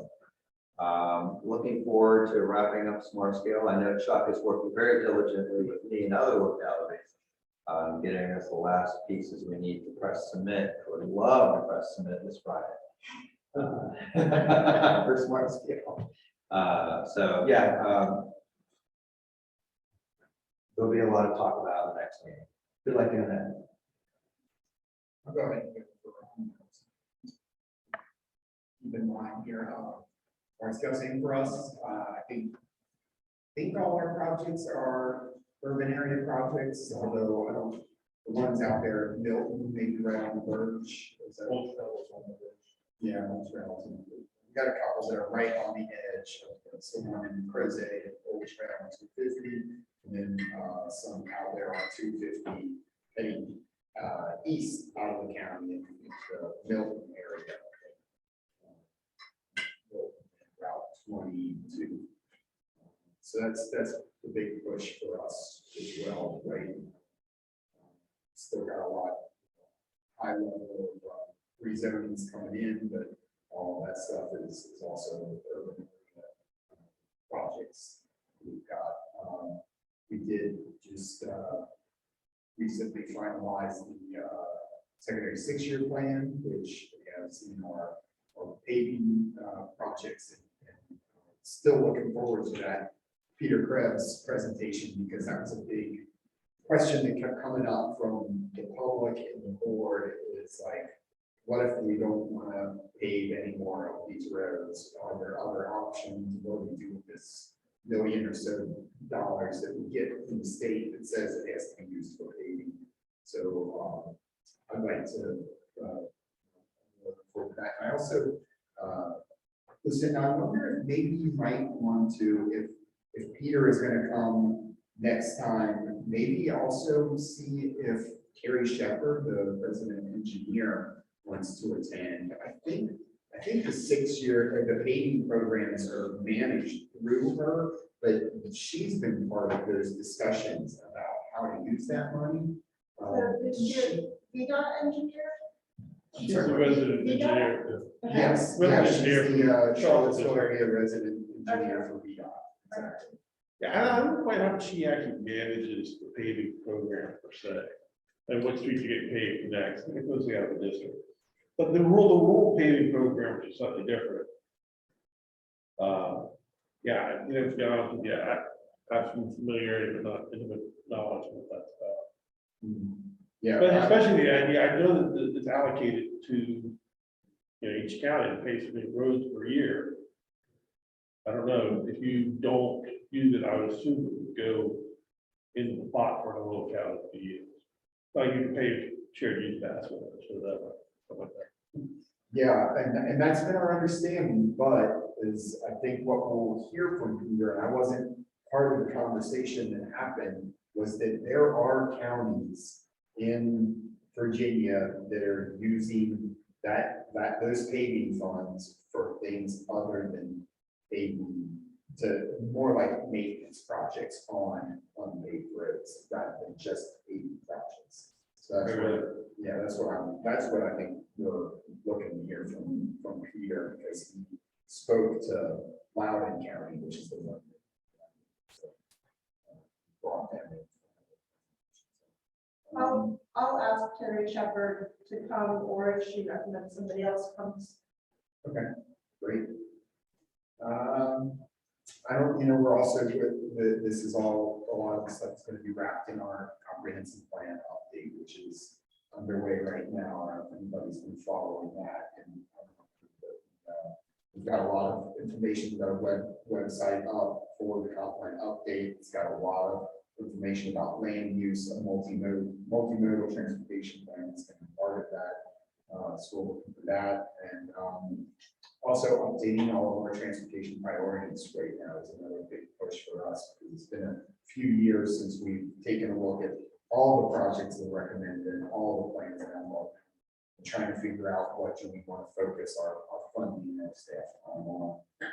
So we're right now going through that list and trying to come up with a new prioritization process. I think that covers it for. Now, can I ask a question out of curiosity? Do projects ever come off the list that are not implemented, or is it just expanding place to keep track of anything that's come up and you just leave it on there? I'm asking because one of the other MPOs that I've been in discussion with and doing their long range transportation plan, they're also doing what we're doing, trying to come up with a new method for creating a prioritization process. And she said this time they're going to cut it at like 20 projects. And it just made me think about our process and the county's process and what the city's doing and wondering, do you ever just eliminate projects? Yes, we do. There have been projects that I mean, there's been recommendations in the past for like widening roads that were like, we're not interested in widening an entire road anymore. That's not and even some new roads. And what we do is we have removed some of those and said we're going to focus more on things like intersection operations or bike ped facilities, as opposed to thinking about adding lanes. But when we do that, it's not, that's not part of our prioritization process. That's part of our like master planning or corridor planning process. And essentially there'll be another, if a plan comes out, like imagine Rio Road. And I think, we had a lot of recommendations for what Rio Road would look like from the city line up to 29. That was all recommended in our master plan for that area many years ago. But now we've come back and we've done a corridor plan of Rio, and it took a look at some of those old recommendations, like these don't make any sense anymore. Let's get rid of these. So that's the way projects might come off. But I don't think I don't want to cut that list. In the sense that I don't want to consider certain projects, because I don't know until I prioritize them whether or not they deserve to be in that top 20. Right. But what we do is we say the top projects, and we divide them up into groups. So we say the high priority projects are like projects 1 through 20. Mm-hmm. Those are the ones we're really putting our focus on. 21 through 40, where we might look at if an opportunity presents itself, and then these projects that are below 41, we're not even thinking about those. And so that's how we kind of break that. But there's ones less than 41, sir, where a developer comes in and they're trying to do something along that area, that project that has its weight, right? Absolutely. Yeah. We always, whenever a new development comes in, we'll say, we look at that overall, the master plan list or any corridor plans that we've done, and we say, oh, there was a recommendation for this out there. So now we want you to participate in that project if you're going to be developing on this road. Thank you. Appreciate that. I'd like to just tag on with it real quick, because something just came up when you're saying not widening roads. That was another thing that came out of our open houses this spring and early summer. And if you all remember last year, we asked the question about the 2 abreast, and we now see the 2 abreast is gone from. So one year thing, however, I think our residents and community want to not widen roads, but to have better shoulders, a bike lane on actually the 76, 53 corridor, combined corridor, coming basically from Palmyra up into Albemarle. So along those same lines of it not being 2 abreast, we want to get people onto a better road system, and then that way we can work the VDOT. So the main thing that I'd like to bring up, which is great, and I want to thank Tom Fitzpatrick and indirectly Michael Barnes and Chuck Proctor helping us from their offices on getting our first TAP grant now in Palmyra in quite a while in the county. So we're really excited about that. John Michael in our office did a lot of work. I did work with him. And so we're real excited about that. And it's really driving our discussions of revitalizing and getting things done as phase one. We're hoping to continue in the process with 2 and 3. So I'm trying to think of other transportation related ones. Basically, we have right now, our biggest thing we're working on this late spring and summer, we have a rezoning that's transportation related on 618 at the main gate to the lake. It's our first kind of new shopping center in almost 20 years. It's a 35-acre shopping center with a grocery store, freestanding emergency center, freestanding ER building. Is what they're looking at doing, and then retail, restaurant, and medical facilities. That freestanding emergency center would also have a helipad related to it, since we already have Pegasus landing at the lake anyways. And why I bring that all up, the intersections that are being looked at for that are similar to what they did about in 2005 at the main gate. So we're excited on working with that local developer. He actually lives in the lake, he and his business partners. And then I think I touched upon this last time, but we did finalize our Fort Union Business Park. It's and worked with Chuck Proctor and EPR from Charlottesville on our traffic study there. That's about 550,000 square feet of office commercial. Office industrial warehouse space. So we're doing things around the lake and in Fort Union right now, anticipating getting our work done with Louisa and TJPDC and design hospitals. So thank you. Douglas, Yes, sir. when you have a site plan for that new shopping center, if you're able to ping us, we could take a look and see. Yes. Is it easy or hard for us to get our buses in and around, especially if there's going to be medical facilities? Yes. That's a lot of the trips we do. Yes, Stephen, thank you. We're hoping, we're still not sure if it's going to be Centera based or some other hospital system, maybe even a HCA out of the Richmond area. We think it's going to be Centera based. So we would like to, like we worked with you about 6 months ago with senior apartments. So yes, we want to work on that. Now I know, to try to digress a little bit, I know somewhere here in Albemarle there was the issue with where the Target and Kohl's was. There was some kind of legal decision that came up. Okay, I'm sorry, I'm not to touch on it too much. All I'm mentioning is we do want to work with you, but we also want to stay in compliance with whatever happened there many proffers ago or whatever. But yes, we're definitely want to try to partner with you guys again. Thanks, Stephen, for mentioning that. Yes, sir. All right, so just real quick, we have 3 applications in Nelson County that we're working with Isabella on this. Roundabout at Route 6 and 151, and Tourmaline at Tam Park at 151, and then the ARCA in Livingston at Front Street and 29.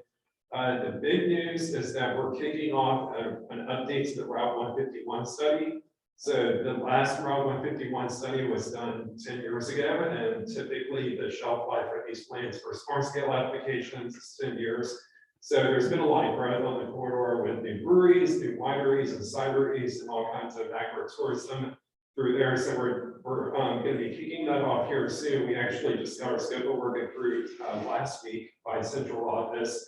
So we'll be working on that, and we'll be reaching out to everybody here soon. RTAC is the consultant working on that, including John. We'll be reaching out to you guys. We want to do a targeted outreach with you guys, get some focus areas. One of the big areas of focus is going to be Nelly's Ford area, looking at kind of like smart growth in that area, as well as bicycle pedestrian amenities across the corridor.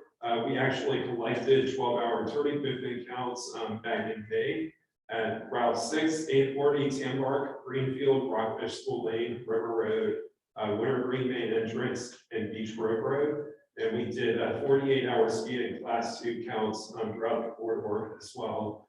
So you'll be hearing from us soon. We'll get the PDC involved in that. And we're going to have 2 public meetings. We're going to have both a virtual component with the MetroQuest survey, and 2 in-person public meetings as well. So all of that coming soon, we'll be working on that over the next year. So that's kind of the big study for this area. A very short update, we've got 2 job openings at JAUNT, one for a transit planner and one for a data GIS analyst. So if you know of anybody who would be a good fit, please send them our way. We're also in the middle of our transit development planning process, and I should be getting a public engagement plan any day now from our consultants. So once I have that and I know the schedule of the important dates, I want to share that with this group. Please somebody help me with that. But we'd love to have citizens, elected officials, planners, stakeholders, everybody engaging and learning about JAUNT services in your county and what ideas you have for improving service in the future. So stay tuned for that. Stephen, how does that work, out of curiosity, with the stuff that BDC is working on right now? That's a good question. Our consultant says they're going to take into consideration all of the ongoing and recently completed plans, including the regional transit vision study, the Albemarle transit expansion study. We haven't seen any work from them yet about how, we haven't really gotten to meet the plan yet. I mean, from a staff perspective, are you all building upon what the work that they've done, or is it something to explore how your organization is responding to needs you all experience? The regional the transit development plan we're building should offer us these specific steps of implementation that should get us closer to the overall vision put forward by the regional transit vision plan. So in terms of scale, this transit development plan should be the lowest, close to the ground plan for JAUNT.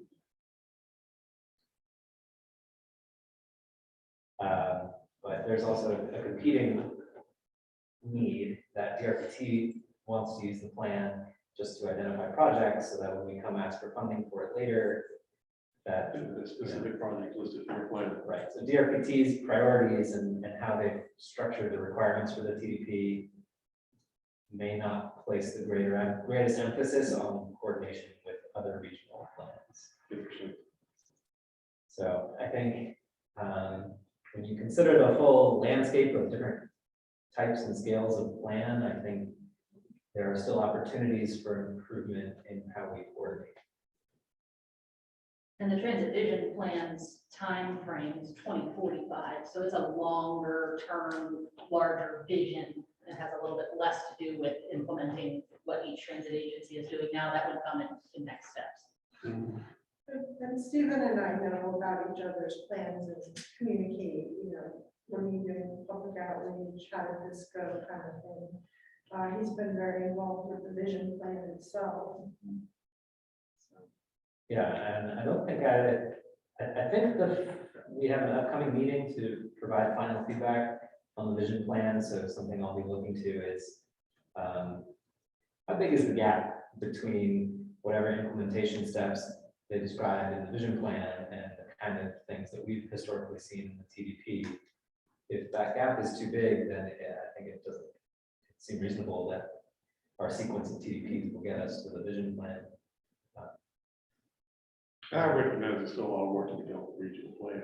It's also a lot of buy-in politically. People make a difference. So I haven't seen a lot of high-level plans that do effective backcasting. Say, if that's our 2045 plan, what are all the steps we need to follow today to get us there? I think that's an opportunity for improvement. and remind me, how often do you look at these plans? Is it every 5 years or? Normally, the transit development plan gets a major revision once every 6 years. And in between, we do a minor update. 6 years. JAUNT is a little bit off schedule because we hit some turbulence. So I've heard. The past couple of years, so. A question on that, or how these two plans relate. I'm not sure, I don't think I understand how the vision plan is being built, but is there, you say it's a 20-year vision, but are there like is that segmented for implementation? Like you're gonna say, well, this is what we want to do in 20 years, but in the first 5 years, we want to keep this. And then there's a constrained vision and an unconstrained vision. So there's like the unconstrained is, kind of what we would do, and it's more based on funding than time frame. So, the unconstrained is kind of what you could do with a reasonable amount of funding. And then the unconstrained is you could build those projects onto it piece by piece. I think it's also important that the next step in this is going to be so very critical, is because this is just developing the vision. The next step is the transit governance study, and that's looking at what is the structure that we need in order to be able to implement to realize this vision.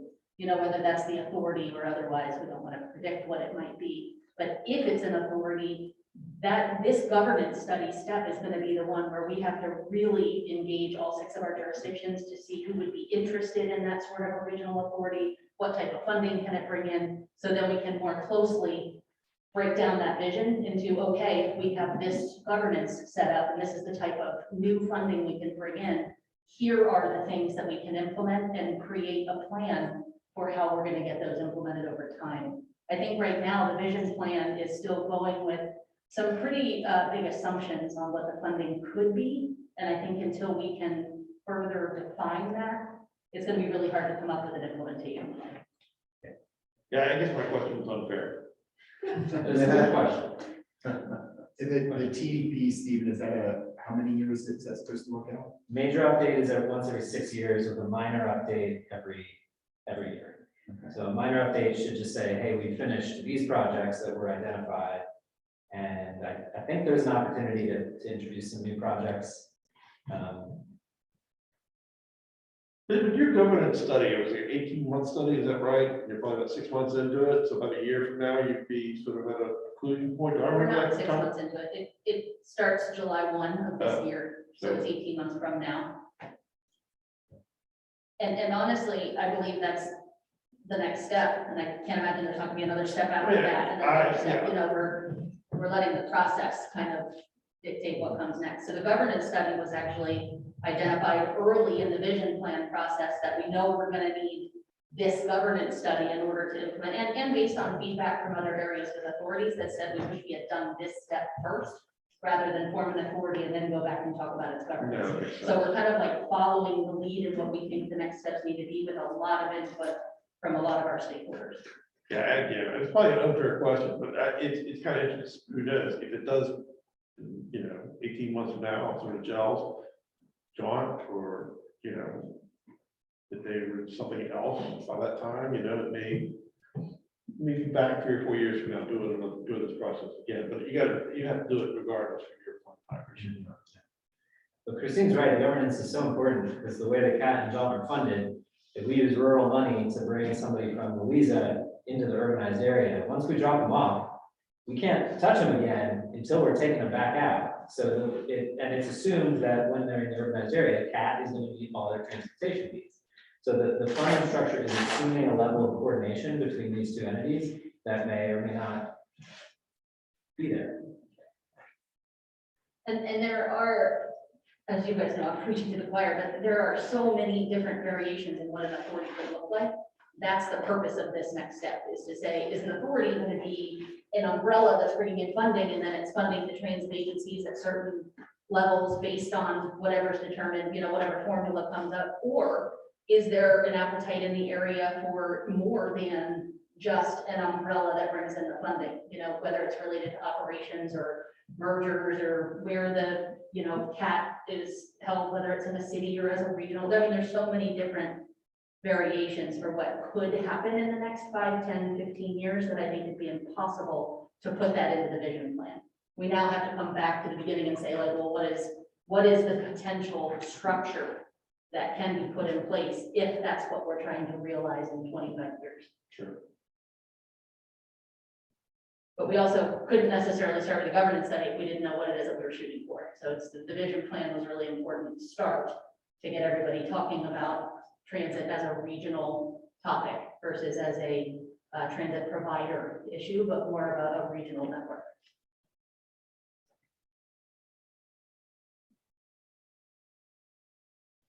You can see I'm really excited about the transit work going on. Yeah.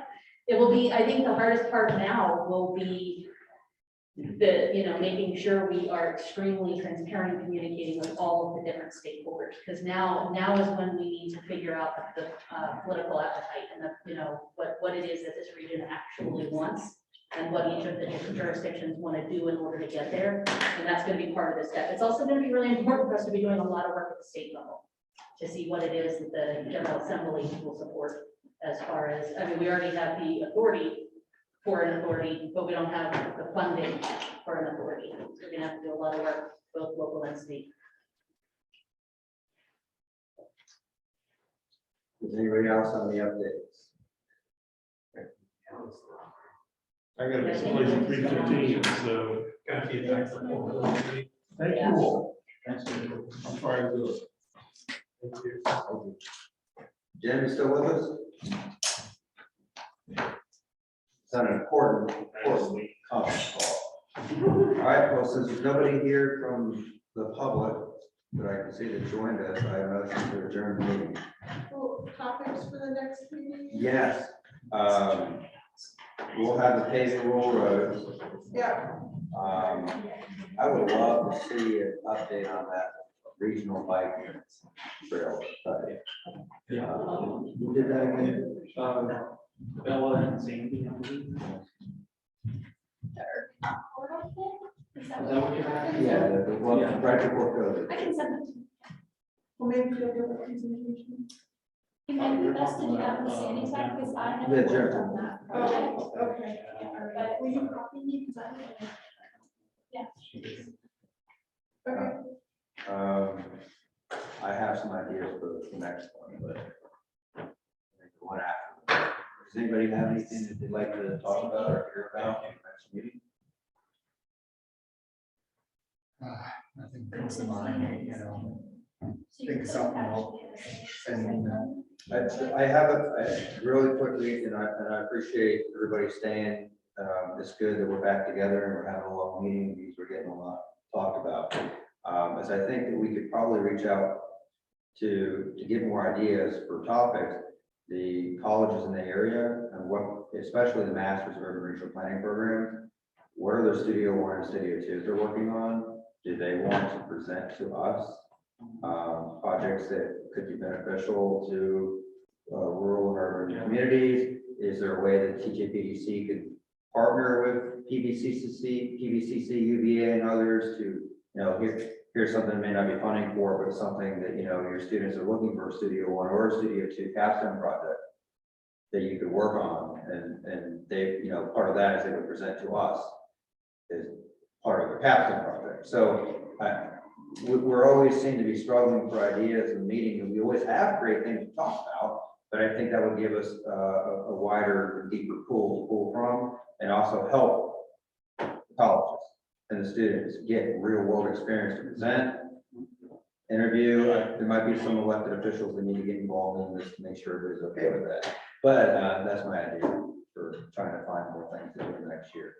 So are you saying that like the student actually does a project for a rural county? No. So You just ask them to present on their projects that they're already it doing. could be a project that's of interest to us, or it could be something that a locality needs, or TJPDC would like help with study, or here, do this study. I mean, there's multiple ways, because Studio 1 is the way that VCU does it, is the whole classroom. To prep you for your Studio 2 capstone is you pick a particular part of Charlottesville and you do a Studio 1 project. And there's 15 students that are involved with it, but your capstone is just one person. So I don't know how UVA does it. I don't know how PVCC does it. VCU is pretty far away, but we could talk to them. Is that there's an opportunity for more horsepower, because we can all use more horsepower, help with projects, or maybe they have an idea for a project we haven't thought of.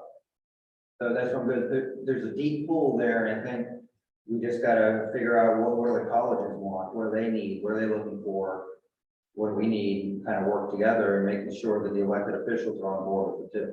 Because there's no point in having a project that the elected officials are like, why am I getting this project?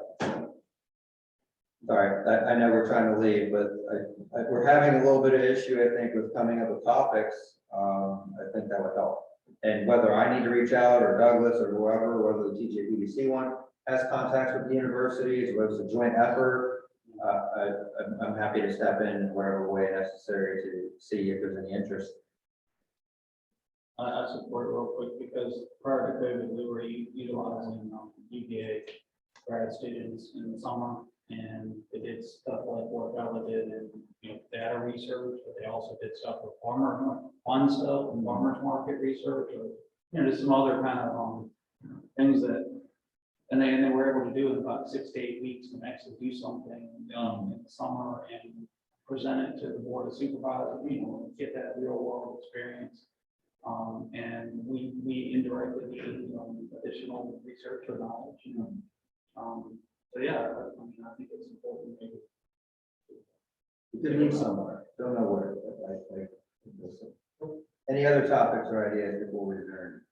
For our conversation earlier, it might be helpful to just get a map of the constellation of all the plans that are in effect in our region and how they're supposed to relate to each other. That'd be a great project for, Silver girl transportation. And there you go, we laugh, but you're absolutely right, I thought the exact same thing today. We have all these regional bike plans, but what if there's enough bike plans to connect them all together to make a regional trail? And so they're, even though they could be out of date or we need to update them, like, maybe there's 20 of them, we only need 5 of them. But I think having a master list would be great, and having that updated every once in a while. And then you could take them and go, hey, PVCC, UVA, VC, whoever, there's no horsepower for this. The locality would like to see something done. There isn't really any funding, but would you as a class or even an individual like to take this on? Look at that, that's great. Way to go, Steve. All right, well, we'll go with that. A motion to adjourn the meeting. Can I have a second? Second. Thank you, everybody. I appreciate your time. I know it's your job. Have fun.